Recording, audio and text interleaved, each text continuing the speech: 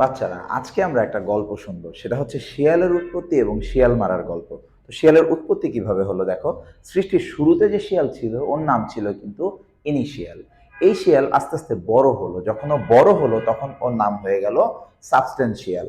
এই শিয়াল যখন আস্তে আস্তে আরো বড় হলো, আরো গুরুত্বপূর্ণ হলো, ওর নাম হয়ে গেল এসেনশিয়াল। কেউ কেউ আবার ওকে বলে ক্রুশিয়াল। এই শিয়াল যখন বড় হয়ে ব্যবসা বাণিজ্য করা শুরু করলো সে হয়ে গেল কমার্শিয়াল। ব্যবসা করে যখন শিয়াল অনেক টাকা ইনকাম করলো তখন ওর নাম কি হয়ে গেল ফাইন্যান্সিয়াল। এই টাকা দিয়ে সে যখন বাড়ি বানিয়ে বাড়িতে থাকা শুরু করলো ওর নাম কিন্তু হয়ে গেল রেসিডেন্সিয়াল।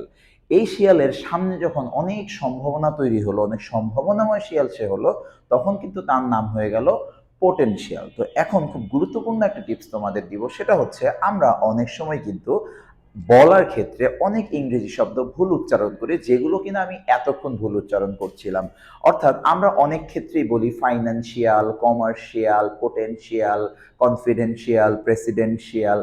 তবে হ্যাঁ, উচ্চারণের ক্ষেত্রে এই শব্দগুলোতে যে শিয়ালটা আমরা বলে থাকি সাধারণত বাংলায়, এটা হয়ে যাবে শল। আজকে থেকে মনে রাখবো, আমাদের ইংরেজিতে যত শিয়াল আছে সব মেরে ফেলতে হবে। সব শিয়াল কি হয়ে যাবে? সব শিয়াল হয়ে যাবে শল। অর্থাৎ ফার্স্ট থেকে যদি আমরা বলা শুরু করি, initial becomes initial, confidential, essential, substantial, potential and others. তো আজকে থেকে এই ভিডিও দেখার পরে আর কারো যেন ইংরেজিতে কোনো শিয়াল না থাকে, আমরা সেই সবগুলো শিয়ালকে মেরে কি করে ফেলবো?